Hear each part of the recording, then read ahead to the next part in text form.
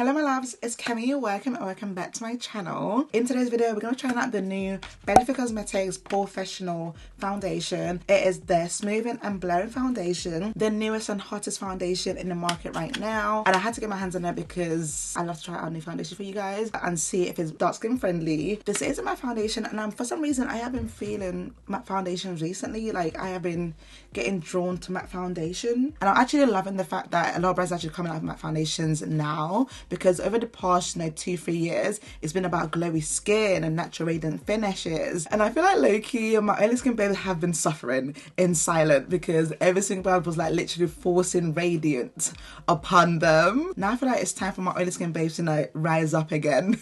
So without further ado, let's just straight into this video and let's see what this POREfessional foundation is going to give us. So like always, let's talk about the claims of the foundation so we know what to expect. So like I said, this is the POREfessional foundation. It is a smoothing and blurring foundation. This foundation claims to give us a visible smooth skin and minimize the look of pores thanks to a skin loving ingredient including niacinamide and rose hip extract. It claims to give us a medium breathable coverage, natural matte finish, a 24 hours long wear, an all day pore blurring, waterproof and transfer proof as well. Oh, there's a few claims in here which I'm a bit skeptical about. One obviously being transfer proof. My thing is that is makeup is going to transfer. A lot of people don't just wear foundation and call it a day. Majority of the people that wear makeup go in, concealers, powders, blushes. So those other products will transfer. So I don't really see the reason for that claim. Again, 24 hours long wear. No one should really be having their makeup on for 24 hours. And if you do, you're nasty. Because what the hell? You're not sleeping? Cause what? How are you gonna have your makeup on for 24 hours? What? Breakout central. Brands don't be encouraging people to do that. Now let's get the foundation onto the skin. Like always, I'm gonna go in with my 3-step prepping product. We're gonna go in first with the Charlotte Tilbury Magic Water Cream to moisturize the face because we are going with a matte foundation. Then I'm gonna go in with my Milk Hydro Grip Primer. Then I'm gonna lock it in place with the Charlotte Tilbury Airbrush Setting Spray. These three are my go-to skin prepping product that I use with majority of my makeup looks. And also, like, these are products that I trust and I know that works really well with a lot of my foundation as well. So I just stick to these three whenever I'm trying out a new foundation. So going in first with the Charlotte Tilbury Magic Water Cream. For anyone that's new, I do have combination skin. Perimeter of my face is quite normal and I do get quite oily in my T-zone, but during the more colder season I do have extremely dry skin. My skin pretty much changed with the weather. I'm just gonna allow that to soak in for a bit. Now going in with the Milk Hydro Grip Primer. I just love this because it actually lets the product stick onto my face. And lastly, Charlotte Tilbury Setting Spray. Now we can go in with the foundation. I am so excited for this foundation. By the way, I don't know if I mentioned, the shade I picked up is 39N. It is described as a rich neutral undertone. You guys know I'm a neutral babe, so this is right up my alley. The foundation comes in 40 shades and it retails for £39. I purchased mine from Cult Beauty, but you can also get it from Boots as well if you live in the UK. This is what the bottle looks like. So my greasy hands have like gone all over it. This is what the packaging looks like, and I'm hoping because of the frosted glass, that's why it looks a little lighter, because benefit, don't play with me, don't play with me, okay? Because this is the second to deepest shade. Again, like I said, 39N, and the deepest shade is 40, but let's not judge. The packaging's cute, very, on brand with like the circles that they've been going on. It just pretty much goes with their brand. This plastic part does feel a little bit cheap, but and then let's just get this out. It comes out quite wet. I know it's a foundation, I know it's meant to be wet, but like it's like a little bit runny but not runny. But the shade though, this shade, it's not really looking promising for me. What the hell? This is the only shade I picked up. Benefit! Don't do this to me, Benefit. Don't do this to me. Okay, let's go and blend that with a brush.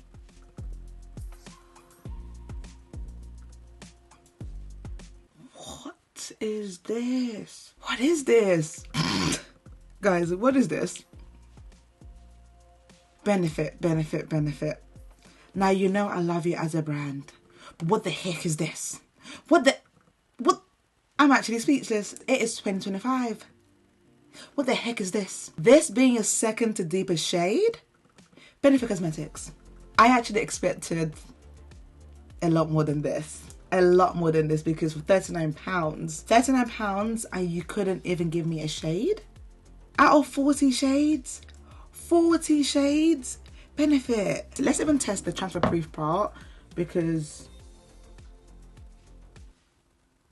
now as you can see, she transfers. Like I said, there was no point of putting that claim on because it's makeup, it's gonna transfer. Now, after allowing this foundation to sit for about 10 minutes whilst I, collect my thoughts, I've got a few points on this foundation. Now, as you can see, it has oxidized to what it first looked like. However, this shade being the second to deepest shade, it's not it. Now, you might think this is my shade. This is what it looks like when you first apply it on. These are two different shades. The foundation has definitely oxidized, and if you think it doesn't, look at the side by side comparison. Does it look like the same product? Now that I have the foundation on, this is what she looks like. Let's talk about the pros of the foundation first. Firstly, it does give a smooth finish to the skin.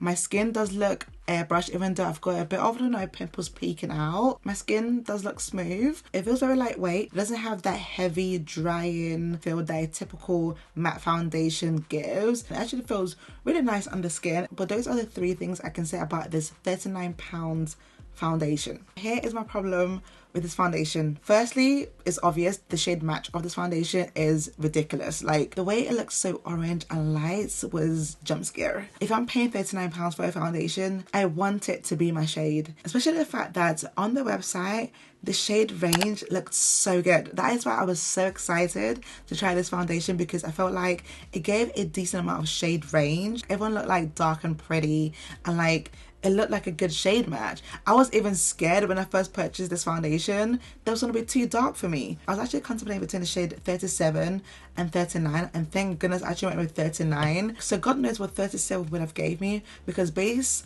on the pictures that I posted online, you would think that it's a perfect match. Granted, it has oxidized and is somewhat, like toned down into my shade. It is still not my perfect shade, and that is what I expect. If I'm spending over £30 on a foundation, I'm expecting my shade. For coming out with a 40+ shade range, I expect my shade to be in one of those shades, okay? And honestly, I am disappointed. I have had this foundation on for about 20 minutes now, and I believe that it's still oxidizing, because this side is like a little bit darker than this side, because I decided to put on this side's foundation. I'm gonna go put on the rest of my makeup, and I'll come back to you guys to give you guys my final thoughts on this foundation. Alright cousins, so this is how we're looking with a full face on using the Benefit Cosmetics the POREfessional foundation. What do we think? Personally for me, I don't feel like I'll be using foundation often just because of the shade. Now the finish of the foundation, like I said, is gorgeous. It does give a smooth airbrush skin finish, and I do like the fact that it doesn't feel heavy or cakey on the skin. It does feel very lightweight.